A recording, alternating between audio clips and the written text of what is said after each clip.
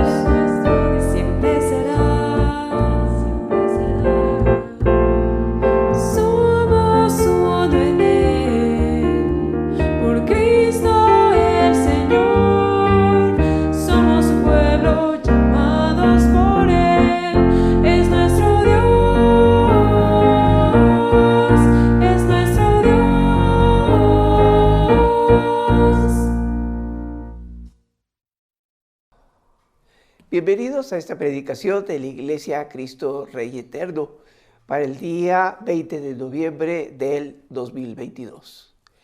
Recordemos que estamos en una serie llamada En Cristo. El título de la predicación de esta mañana es Ilumina tu vida. Y estaremos siguiendo el pasaje de Efesios capítulo 5 de los versículos 1 al 20. Vamos a escuchar lo más importante de esta predicación, que es la palabra de Dios. Efesios 5 del 1 al 20. La palabra del Señor dice así: Por tanto, imiten a Dios como hijos muy amados y lleven una vida de amor, así como Cristo nos amó y se entregó por nosotros como ofrenda y sacrificio fragante para Dios. Entre ustedes ni siquiera debe mencionarse la inmoralidad sexual, ni ninguna clase de impureza o de avaricia, porque eso no es propio del pueblo santo de Dios. Tampoco debe haber palabras indecentes, conversaciones necias, ni chistes groseros. Todo lo cual está fuera de lugar. Haya más bien acción de gracias, porque pueden estar seguros de que nadie que sea avaro, es decir, idólatra, inmoral o impuro, tendrá herencia en el reino de Cristo y de Dios. Que nadie los engañe con argumentaciones vanas, porque por esto viene el castigo de Dios sobre los que viven en la desobediencia. Así que no se hagan cómplices con ellos, porque ustedes antes eran oscuridad, pero ahora son luz en el Señor. Vivan como hijos de luz. El fruto de la luz consiste en toda bondad, justicia y verdad. Y comprueben lo que agrada al Señor. No tengan nada que ver con las obras infructuosas de la oscuridad, sino más bien denúncienlas, porque da vergüenza aún mencionar lo que los desobedientes hacen en secreto. Pero todo lo que la luz pone al descubierto se hace visible, porque la luz es lo que hace que todo sea visible. Por eso dice: despiértate tú que duermes, levántate de entre los muertos y te alumbrará Cristo. Así que tengan cuidado de su manera de vivir. No vivan como necios, sino como sabios, aprovechando al máximo cada momento oportuno, porque los días son malos. Por tanto, no sean insensatos, sino entiendan cuál es la voluntad del Señor. No se emborrachen con vino que lleva al desenfreno.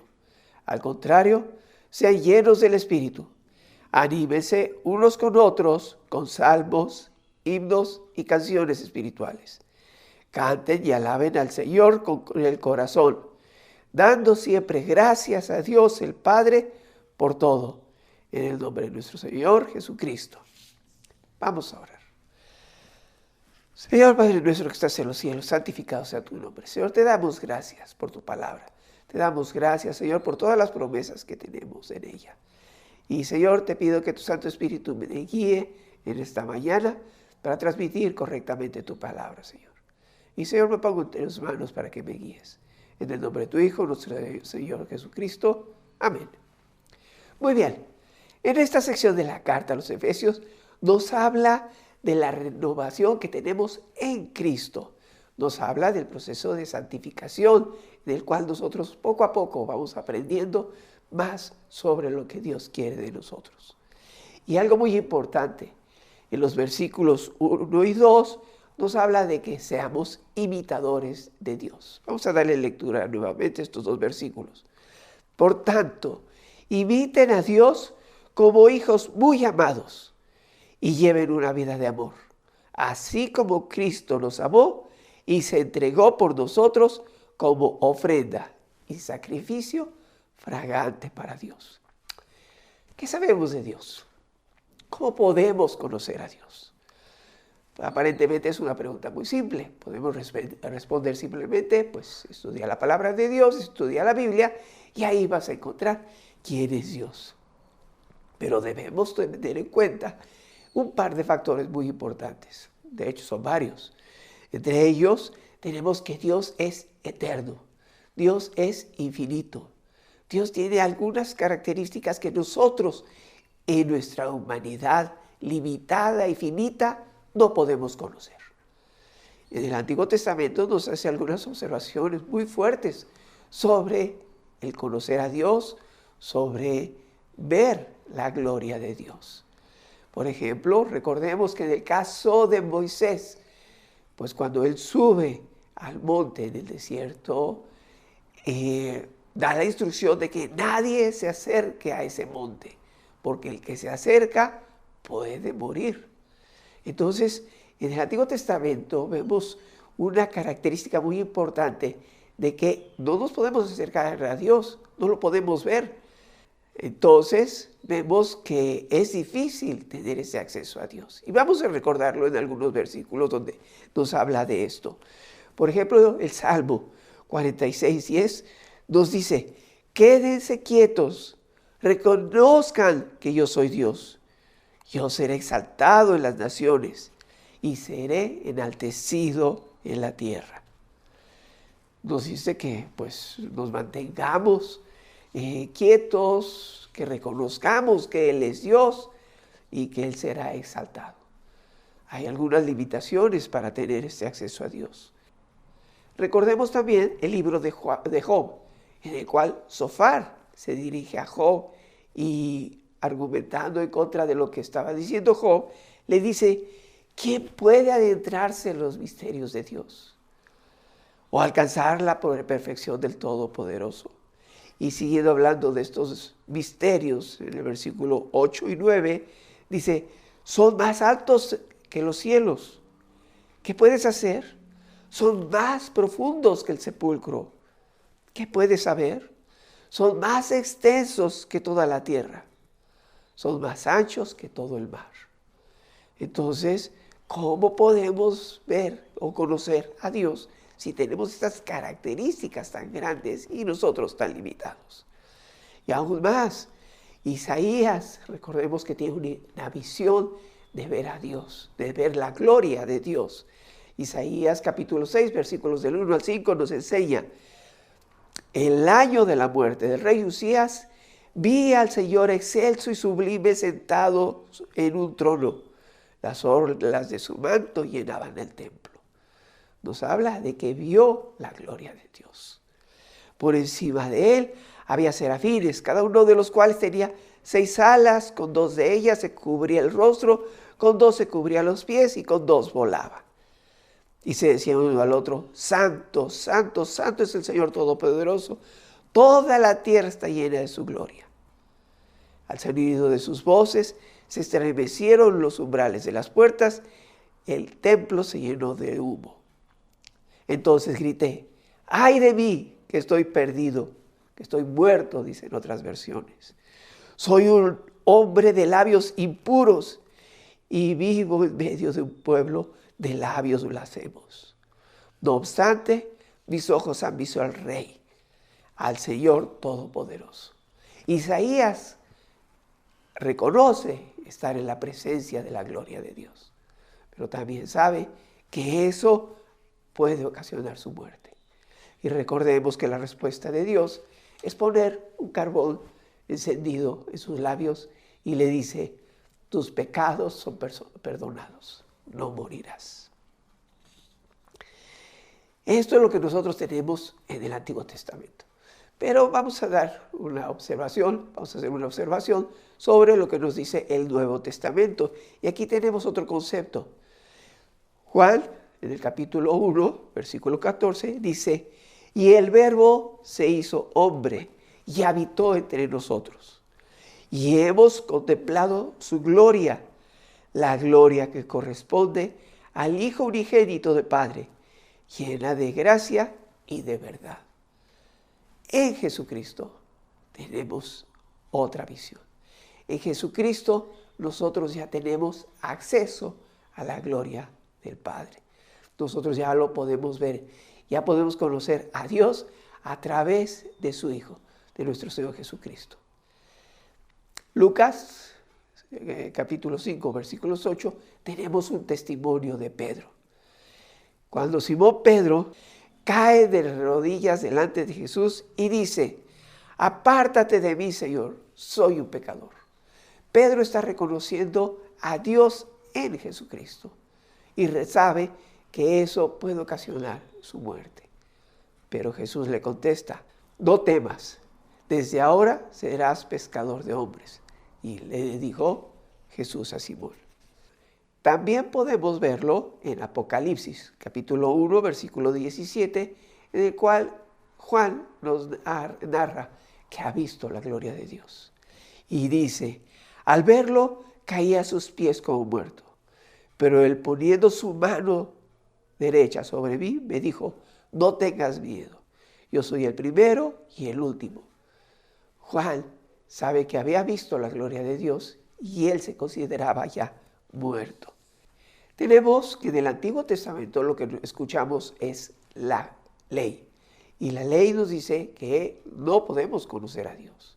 Pero en el Nuevo Testamento ya tenemos la presencia de nuestro Señor Jesucristo.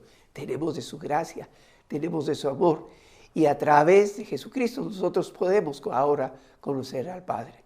A través del conocimiento que tenemos en Cristo podemos saber también cómo es el Padre, cómo es Dios.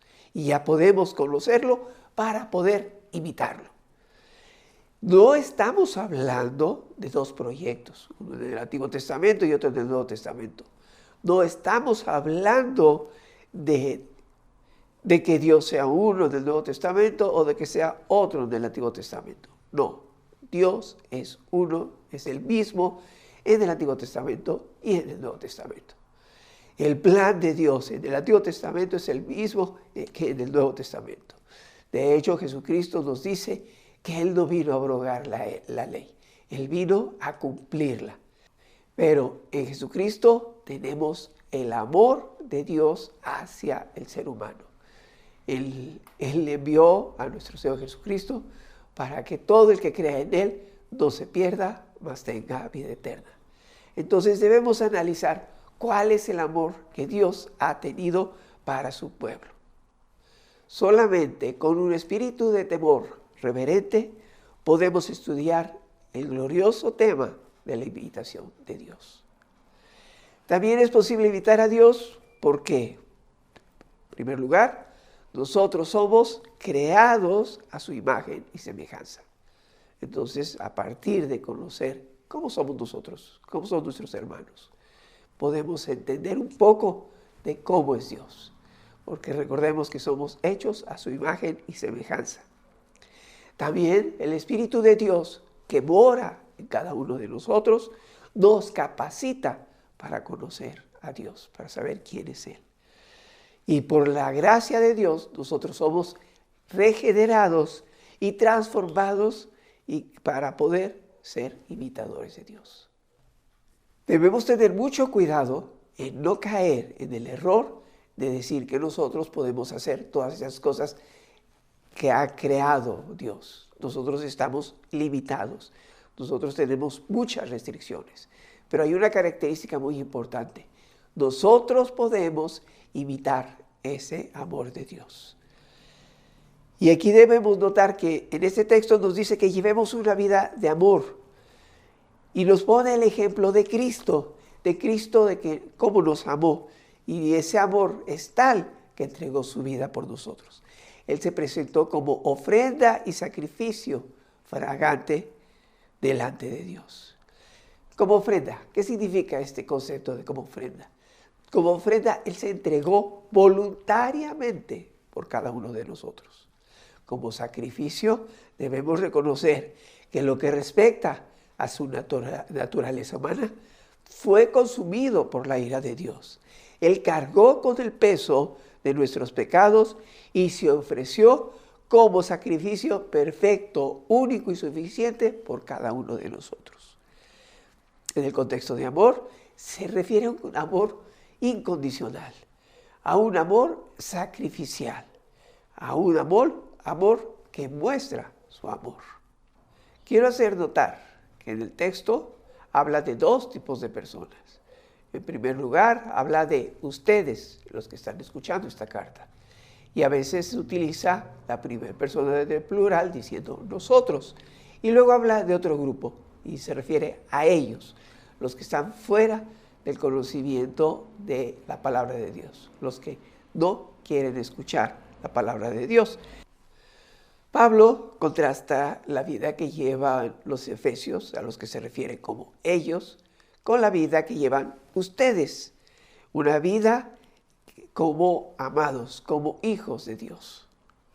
Versículos del 3 al 7 nos dice: entre ustedes ni siquiera debe mencionarse la inmoralidad sexual, ni ninguna clase de impureza o de avaricia, porque eso no es propio del pueblo santo de Dios. Aquí nos está hablando de cuál es la forma de vida en el pueblo de Dios, cómo nos debemos llevar entre nosotros, cuál es la forma de expresión que debemos tener. Dice: tampoco debe haber palabras indecentes, conversaciones necias ni chistes groseros, todo lo cual está fuera del lugar. Haya más bien acción de gracias. Debemos cuidar cuál es la forma en que nos expresamos con nuestros hermanos, cómo nos comunicamos. Debemos considerar que tanto ellos como nosotros somos hijos de Dios. Y como pueblo escogido, cuál es la forma en la que nos debemos comportar, cómo nos debemos tratar. Porque pueden estar seguros de que nadie que sea avaro, es decir, idólatra, inmoral o impuro, tendrá herencia en el reino de Cristo y de Dios. Nos está indicando que nos debemos enfocar en lo espiritual, hacer a un lado las cosas materiales, no acumular cosas materiales, porque ese es el concepto que le está llamando de avaro. Que nadie los engañe con argumentaciones vanas, porque por esto viene el castigo de Dios sobre los que viven en desobediencia. Así que no se hagan cómplices de ellos. Sabe del ambiente en el que nosotros vivimos. Saben que nosotros vivimos en un ambiente en el cual se ofende a Dios, en el cual no se hacen las cosas que a Dios le agradan. Y nos advierte: no se mezclen con esas cosas. No nos está alejando del mundo. Nos tiene del mundo para que nosotros seamos luz y sal entre todo este mundo lleno de corrupción. Así es que, como hijos amados, debemos llevar una vida que le agrade a Dios. Y ahora recuerda, dice, a ustedes que en otro tiempo andábamos en tinieblas y que ahora debemos andar en luz. En la luz del Señor, que andemos como hijos de luz. Los versículos del 8 al 18 dice: porque ustedes antes eran oscuridad. Ustedes antes eran oscuridad. Pero ahora son luces del Señor. Vivan como hijos de luz. El fruto de la luz consiste en toda bondad, justicia y verdad. El hecho de que vivamos a la luz de Dios va a reflejarse en nuestras actitudes, en una actitud de bondad, de justicia y de verdad. La verdad que nos da el conocimiento de la palabra de Dios. Comprueben lo que le agrada al Señor.